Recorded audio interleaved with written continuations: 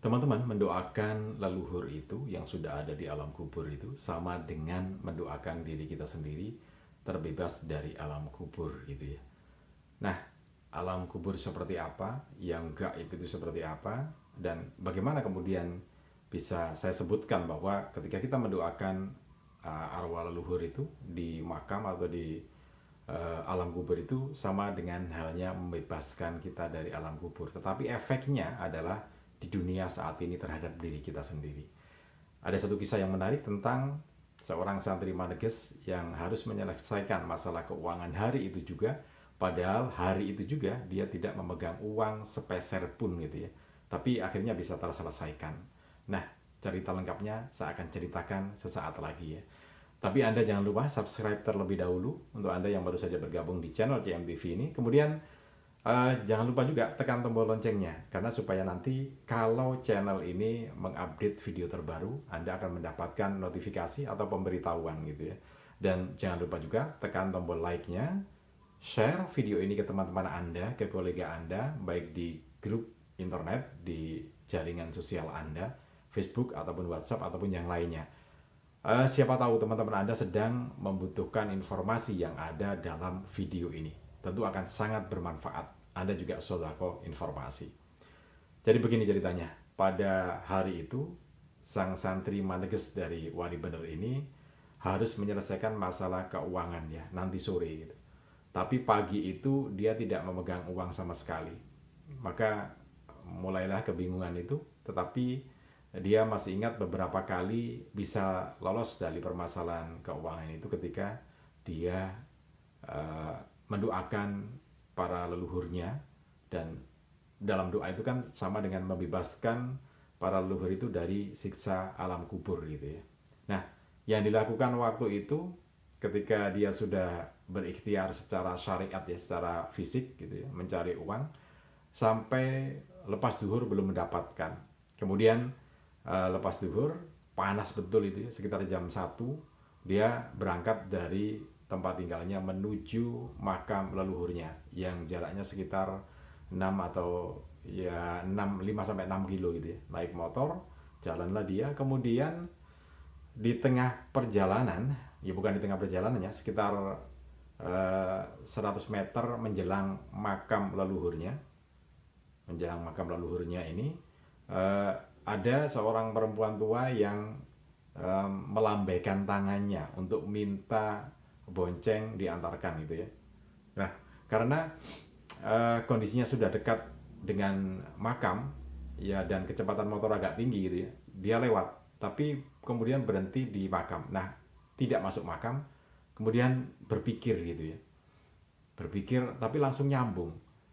Ini saya harus menolong wanita tadi yang ingin membonceng saya gitu ya. Tetapi ada keraguan di dalam hati. Keraguannya karena dipaksa dalam kondisi bahwa bahan bakarnya tinggal sedikit gitu ya. Tinggal sedikit mepet betul gitu ya. Nanti kalau diantarkan pasti agak jauh karena kan menghentikannya di dekat makam itu. Jadi mungkin 5 atau berapa kilo lagi dari makam itu. Sementara bensinnya atau bahan bakarnya sudah mepet sekali. Dalam kebimbangan itu dia punya entah apa yang merasuk dalam hatinya, atau ya tentu saja itu dengan rahmat Allah Subhanahu wa taala ya, karena dia berani memutuskan untuk kembali lagi, tidak jadi masuk makam itu, tapi kembali lagi ke tempat ibu-ibu tua tadi, dan akhirnya betul mengantarkan ibu-ibu tua ini sampai di rumah karena dia memang kesulitan kendaraan gitu ya, dan tidak ada kendaraan umum di situ, dia harus numpang orang. Dan dia bercerita ibu ini karena beberapa kali tidak ada yang mau berhenti, baru sang santri Maneges ini yang berhenti di situ. Nah, diantarlah sampai pulang dengan perasaan was-was dan ketar-ketir gitu ya, karena bensinnya kan mau habis ini. Nah, akhirnya sampai di tempat tinggalnya, kemudian dia balik lagi, turun ke makam leluhurnya, dan dia berdoa di situ.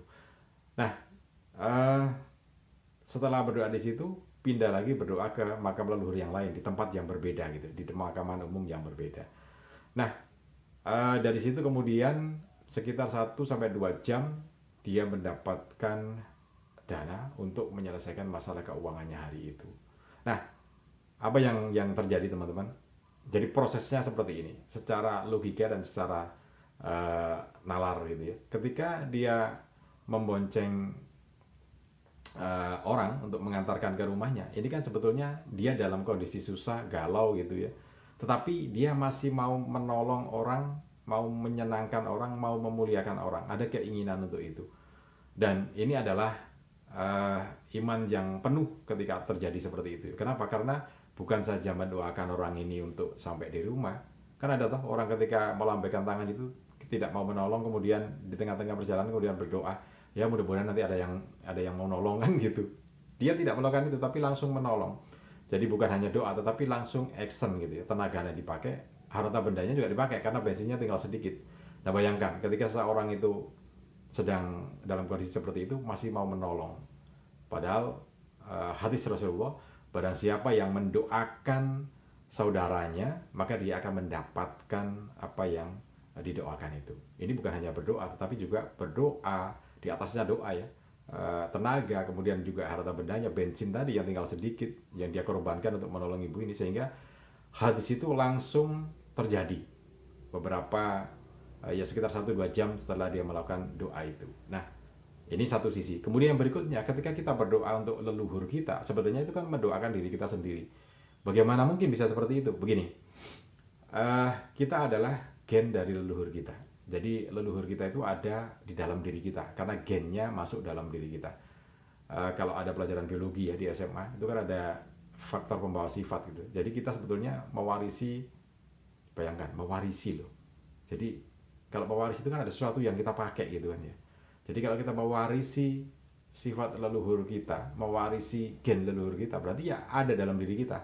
Nah ketika kita berdoa di makam itu untuk kemuliaan leluhur kita, membebaskan dari siksa kubur, maka sebetulnya kita membebaskan diri kita sendiri.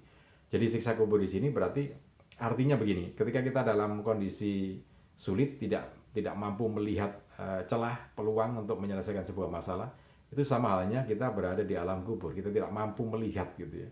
Sehingga ketika kita mendoakan leluhur kita supaya terbebas dari alam kubur, maka doa itu kembali pada diri kita sendiri dan kita terbebaskan dari alam kubur dan selesai di alam dunia ini gitu kan. Ini kan sebetulnya gaib tapi yang bisa